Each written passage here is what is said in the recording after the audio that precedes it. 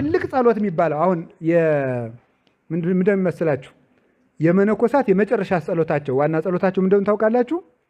የእግዚአብሔር ልጅ ጌታዬ ኢየሱስ ክርስቶስ ሆይ ማረኝ የሚል ነው። እስኪ በሉ የእግዚአብሔር ልጅ በሉ። ጌታዬ ኢየሱስ ክርስቶስ ሆይ ማረኝ። ይሄንን ለዚህ ገዳም መናኔን አስተምሬያለሁ። ይሄንን ካሁን በፊት ማለት ነው። ስንት ሰው እያደረገው ይሁን አይሁን የኔ ድርሻ አይደለም። ምክንያቱም ምንድን ነው ያለ? እግዚአብሔር ዝራ እንጂ አጭድ ብሎኛል አላለም። የሚያጭድ ማን ነው? እራሱ ነው። ያደረጉት ይሆናል። መናንያን ደግሞ መነኩሴ ችግር የለበትም፣ በዚህ ያደርጉታል። እስኪ በሉ የእግዚአብሔር ልጅ በሉ። እሺ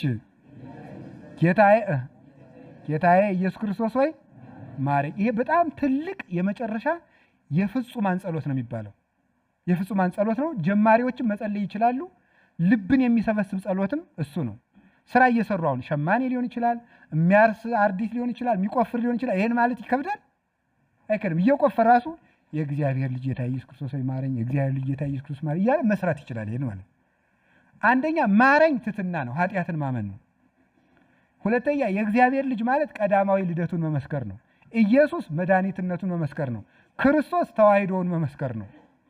ስለዚህ ሁለቱንም ልደቱንም የሚመሰክር ስለሆነ ትልቅ ጸሎት ናት እና እንደውም አንድ ባይታዊ ለዚህ ከ30 ዓመት በላይ ሳያቋርጡ ሊጸልዩት የሚገባ ጸሎት ምንድን ነው ብሎ በበረሃ ያሉ በአስቄጥስ ያሉ ባይታውያን ሁሉ እየዞረ ጠይቆ ነው ያገኘው ይህን ጸሎት ማለት እና ከስትንፋስ ጋር ነው የሚጸለይ። ለምሳሌ ሲያጥር ደግሞ እግዚኦ መሐረነ ክርስቶስ ነው። እስኪ በሉ እና ይሄን ልብን ይሰበስባል።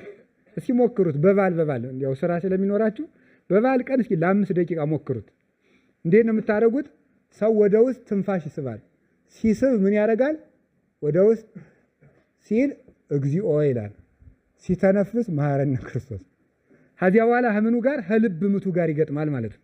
ልቡ እንዲህ ነው የምትለው። አሁን ደረታችሁ ላይ አርጉት። ቆይ አርጉ፣ እጃችሁ አርጉላችሁ በሉ።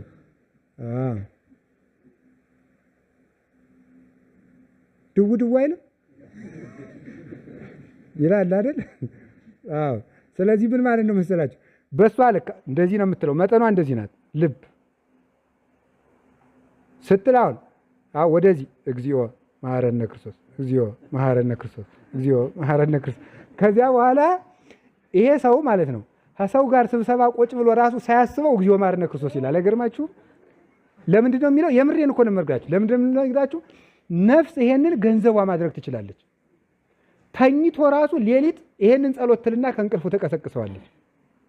ለዚህ ብቃት አይደለም የሚያስፈልገው ምንድነው? ልምምድ ነው የሚያስፈልገው።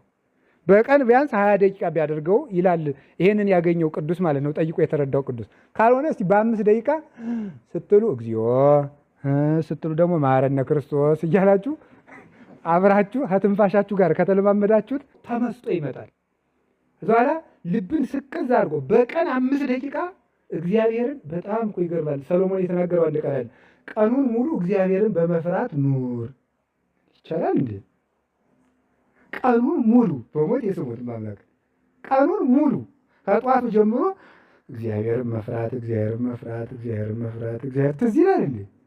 ዳቦ አለ፣ እንጀራ አለ፣ ስድብ አለ፣ ቁጣ አለ፣ አሜት አለ፣ ስንቱ አለና እንዴት ብሎ ይመጣል? አሁን ቀኑን ሙሉ እግዚአብሔርን በመፍራት ኑር። ቢያንስ ለ5 ደቂቃ እንኳን ልባችን ሰብስበን ለእግዚአብሔር ብንሰጥ እንዴት መልካም መሰላችሁ? ለ5 ደቂቃ በቀን ስብስብ አድርጎ ጌታ ኢየሱስ ክርስቶስ ሆይ ማረኝ፣ ጌታ ኢየሱስ ክርስቶስ ሆይ ማረኝ፣ ጌታ ኢየሱስ ክርስቶስ ሆይ ማረኝ እያሉ 5 ደቂቃ መሰብሰብ ማለት መቁጠሪያው ይኖጋል። ግድ የለም እኔ እያልኩ ያለሁት ልብ ተሰብስቦ ነው ያልኩኝ እንጂ እግዚኦ መሐረነ ክርስቶስ ሳትሉ ትውላላችሁም አላልኩም። ብዙ ነው እንዲያውም ብዙ ነው የሚጸልይ መናይ፣ በዚህ ችግር የለበትም። ግን ምዕመናንም ማድረግ ትችላላችሁ። እሺ ይሄን እንድትለማመዱ እሺ አትሉ?